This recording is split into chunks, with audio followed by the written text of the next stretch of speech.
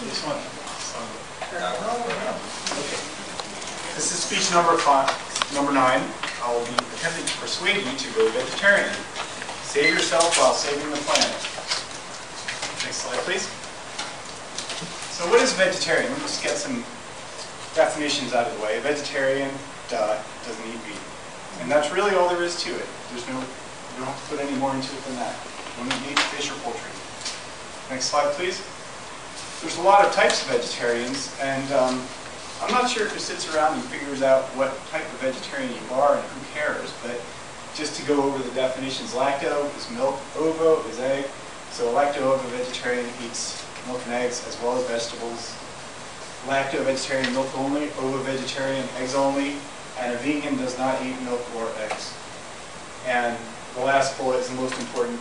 Let's not get too hung up on these classifications. It's like horseshoes and hand grenades. Getting close is good enough. Next slide, please. Here's some background info on me. I've been a lacto-ovo vegetarian for almost 25 years. My wife's a vegetarian. My kids are being raised vegetarian, lacto-ovo vegetarian.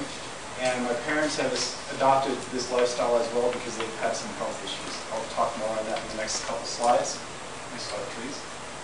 Why would you go vegetarian? Well, save your body, to be a better person, save the world, and save some money. Any one of these or all of them together are good reasons to do it. Next slide, please. So first, we save our body. Most of these were pulled from WebMD. And a vegetarian lifestyle really reduces your risk of many different types of degenerative diseases. And in certain cases, like heart disease, a vegetarian diet can actually reverse the damage. So if you've had some heart issues, have them in the family, actually this is really worth your while. It can add years to your life. One of the things also that's interesting is not only can it add years to your life, but it can add years to your life in the best portion of your life, meaning that a typical 70-year-old who's been a vegetarian for a long time has a real age body more similar to a 60-year-old. So during your active period in your life, you have more years. Next slide, please. Saving your ethics. Well, the livestock industry is just really horrible about animal rights. And due to the fact that it's classified as livestock, these animals are not subject to the normal cruelty to animal laws. So you can watch animal detectives on TV and watch a dog being horribly treated and just be aware that there are hundreds of thousands of livestock animals that are treated worse than that. Also, there's a Gandhi quote at the top that says you can judge a society by the way it treats its animals. To the extent that you give value to Gandhi's opinions, I think that's really poignant. A thought experiment. I watched a lecture some years ago where a professor was just throwing this thought experiment out. And the thought experiment is this. If you had some chefs who were highly trained to prepare human meat made from people who were absolutely brain dead, no chance of coming back, no sensation, no awareness. These people are gone. They're just, if they could prepare it and it was delicious, would you have any ethical problem with eating that? And this is not a question for the group to answer, just for yourself.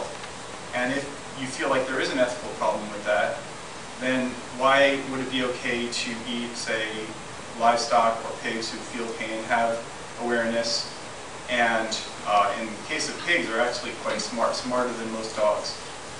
So that's just a thought experiment that struck me as it's worth thinking about. Next slide, please. Saving the planet.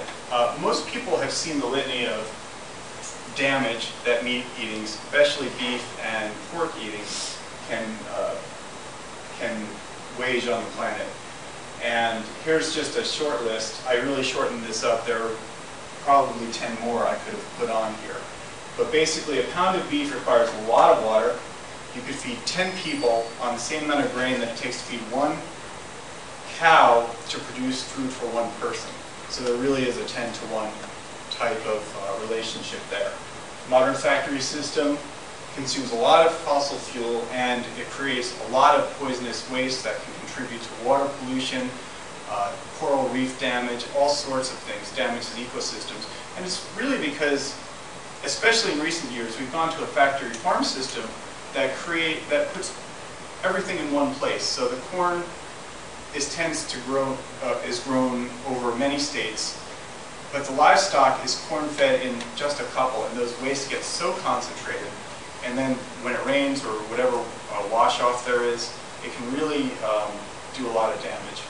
The antibiotics fed to cattle are the main cause of antibiotic resistance in people. So antibiotic-resistant staph infections, all the different resistances are largely due to just people eating meat from Walmart or wherever, or the supermarket. Quarter pound of hamburger destroys 67 square feet of rainforest.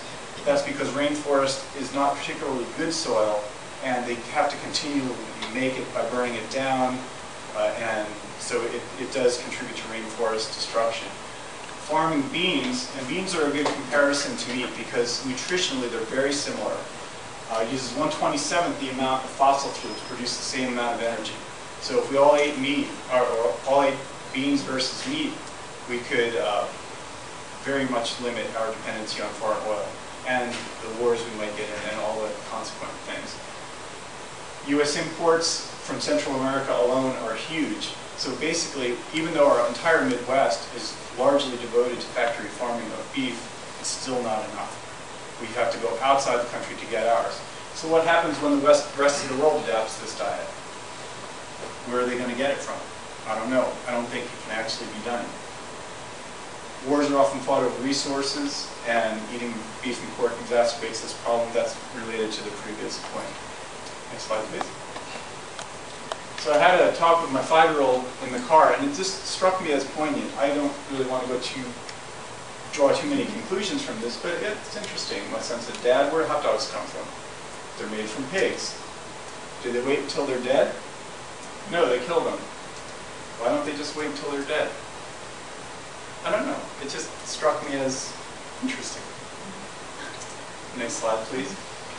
So the big question now is, well, how hard is it to go vegetarian? Most restaurants have a lot of vegetarian items, or some at least. I've never been to a restaurant that had less than 2. Meat substitutes like Boca Burgers, Tofurkey, Smart Dogs. Most of your very spicy meats can be completely substituted for very little, with very little difference noticeable. The hard ones are steak, whereas just the meat that carries the flavor with no spicing. That's really hard to reproduce, but salami, bacon, those more flavorful meats can be readily reproduced in vegetarian substitutes. People's diets are mostly plant-based. That's especially true with people who come from non-American, non-English background cultures. You go to Thailand, you go to a lot of Chinese foods, Middle Eastern, you can really get those. They're mostly plant-based already. And then the biggest hassle is explaining yourself at social events. Someone invites you over to dinner. The first thing you have to hit them with is, "I'm a vegetarian, is that still cool?" And most of the time they say yeah, and then they get desperate and try to figure out what they can cook for you.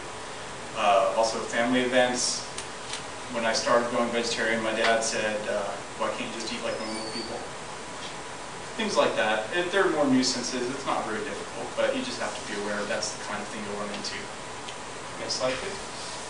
And finally, conclusions. There are a lot of benefits to going vegetarian.